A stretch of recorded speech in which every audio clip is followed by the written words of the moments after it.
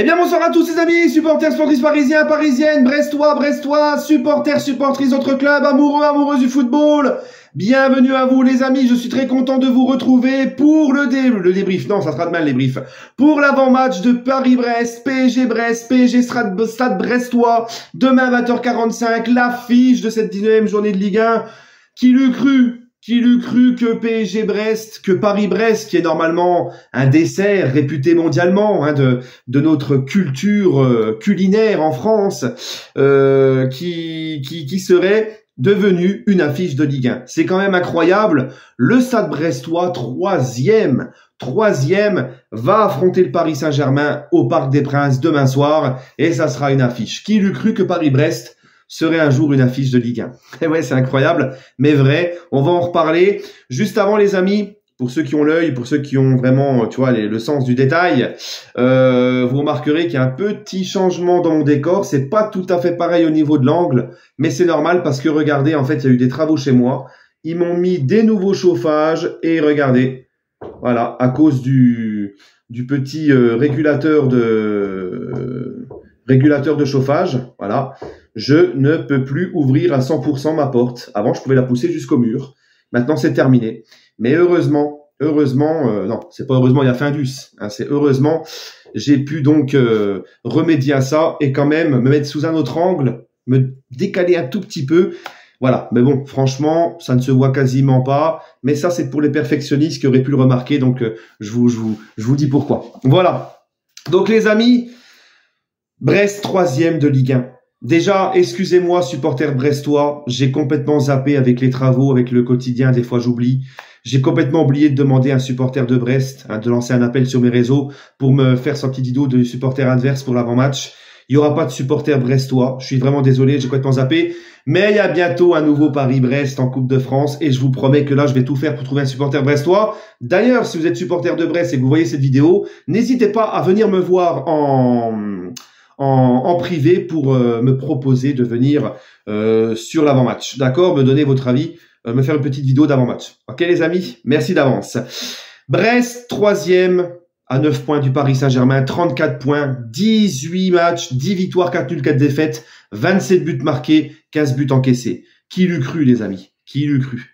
Hein, les 5 derniers matchs de Brest en Ligue 1, Brest-Strasbourg 1 partout, Metz-Brest 1-0 pour Brest, Nantes-Brest 2-0 pour Brest, Brest-Lorient 4-0 pour Brest, Brest-Montpellier 2-0 pour Brest.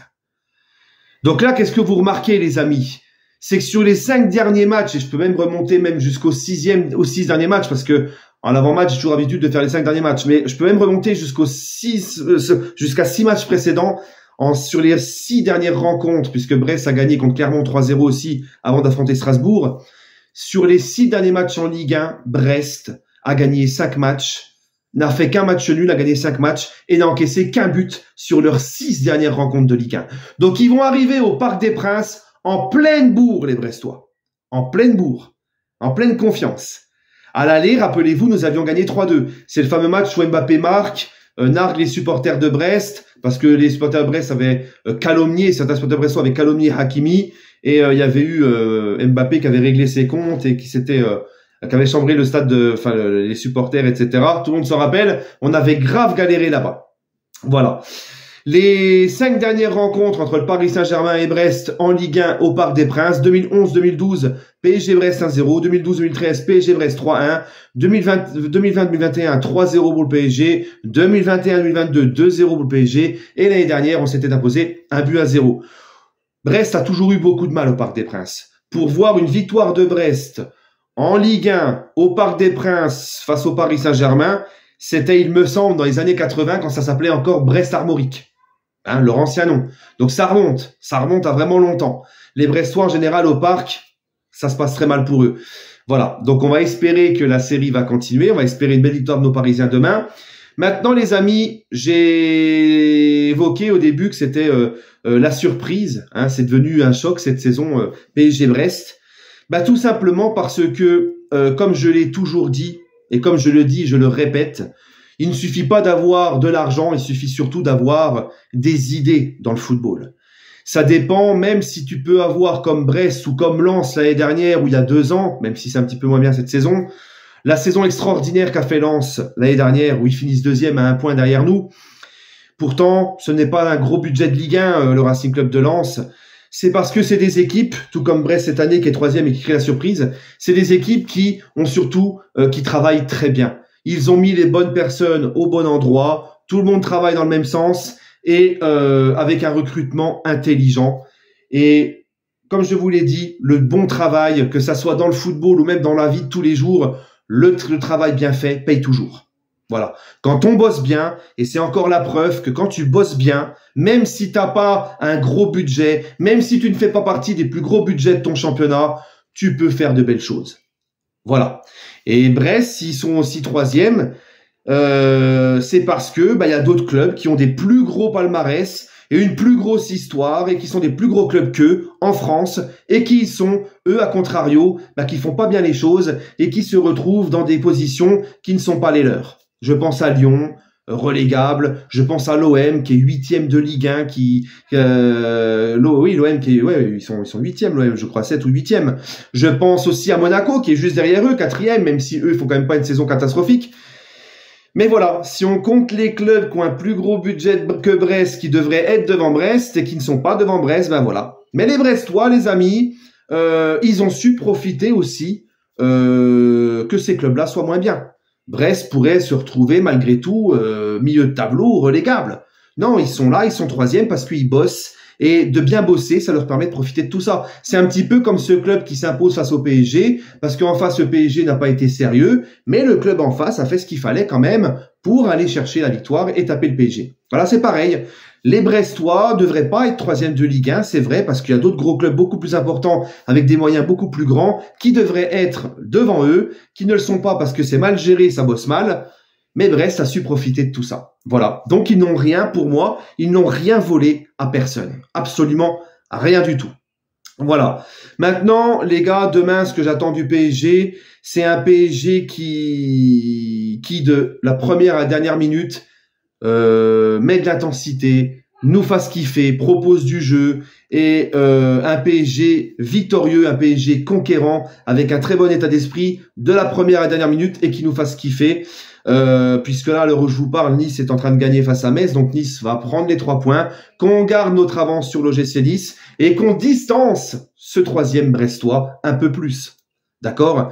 Et comme je vous l'ai toujours dit, c'est vrai que je me répète souvent dans les avant-matchs, mais c'est comme ça, le PSG doit maintenant bien préparer les grosses échéances qui arrivent et ça passera par un état d'esprit irréprochable demain. C'est au parc, il faut taper les Brestois. Ok, vous êtes troisième, ok, gros respect, mais c'est bon, d'accord, hein, voilà. Donc j'attends vraiment un PSG qui me fait plaisir et qui presse et qui donne tout, comme en général depuis le début de la saison. Voilà. Et j'ai vu sur les réseaux sociaux qu'apparemment Kylian Mbappé pourrait ne pas débuter cette rencontre. Kylian pourrait être sur le banc, on pourrait avoir une attaque Dembélé à droite, Barcola à gauche et Kolo Muani en 9. Donc moi, je suis assez curieux de voir ça et ça me plaît même. Ça me plaît et je suis curieux de voir qu'est-ce que va donner le PSG sans Kylian Mbappé. Voilà. Donc je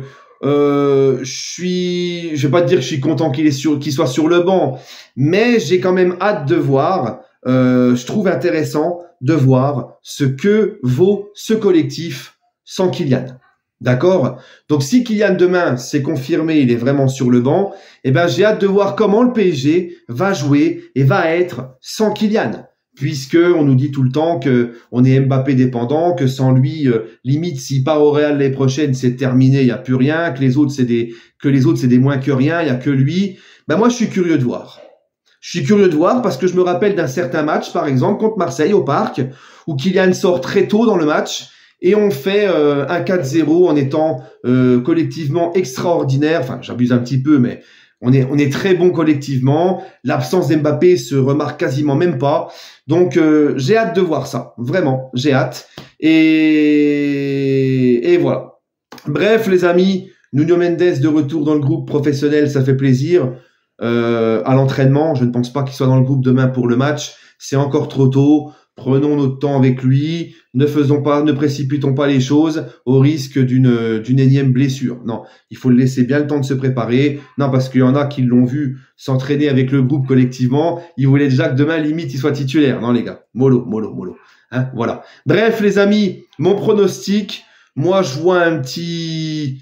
Allez, moi, je vois un petit 3-1 pour le Paris Saint-Germain. Brest va quand même nous en mettre un au parc.